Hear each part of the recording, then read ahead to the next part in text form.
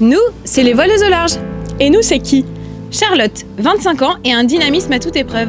Anciennement chef de quart sur un bâtiment de la Marine nationale et aujourd'hui ingénieur dans l'industrie navale, sa passion pour la voile lui a fait oublier ses origines parisiennes pour l'emmener en Bretagne. Et nous, c'est aussi Claire Victoire, 27 ans.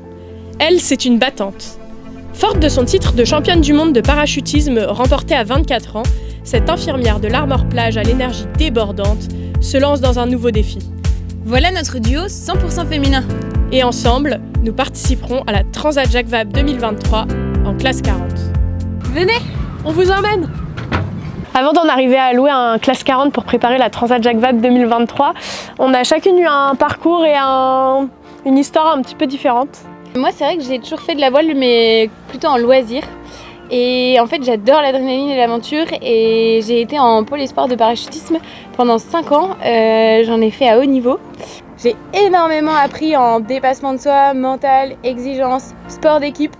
Et du coup, quand je suis revenue en Bretagne après ça, ça m'est un peu venu comme une évidence de refaire de la voile, mais du coup, continuer et le faire en équipe.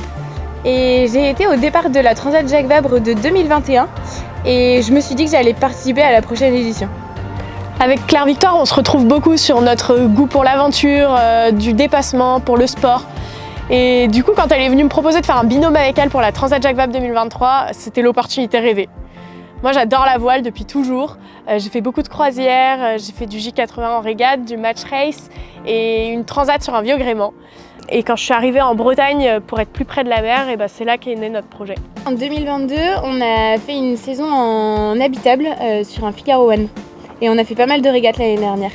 Une expérience qui a été vraiment marquante l'an dernier, ça a été la transmanche des Abers qu'on a fait sur un Figaro One. Et il y a eu des grosses conditions, une nuit très noire et orageuse. Et c'était la première fois qu'on se retrouvait toutes les deux dans des grosses conditions en mer. Et ça nous a juste donné envie de prendre le large.